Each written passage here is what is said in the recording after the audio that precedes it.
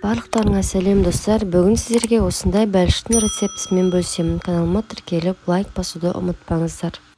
Видеоны соңына дейін қараңыздар. Алдымен құрақ ыдысымызға 2 жұмыртқаны салып, үстіне шекер қосып, аппақ болып көтерілгенше миксерлейміз.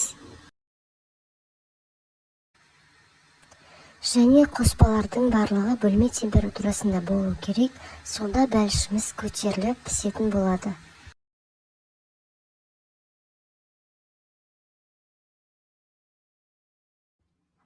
Масса осылай аппақ болып көтерілгенше миксерлейміз.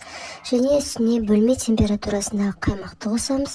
Және сұйық май қосып, барлығын бірге жақсылап араластырамыз.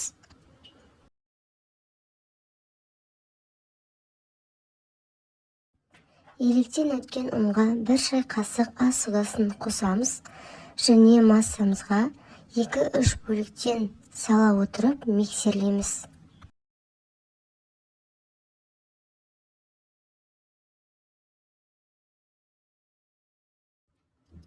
Қамырымыз дайын болды. Қоюлығы осындай көлемде болу керек. Ыдысымызға пергамент төсеуге болады. Мен сұйық май жақтым.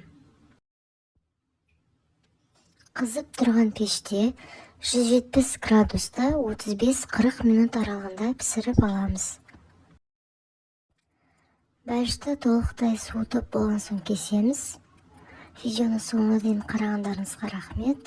Шайларыңыз тәтті болсын.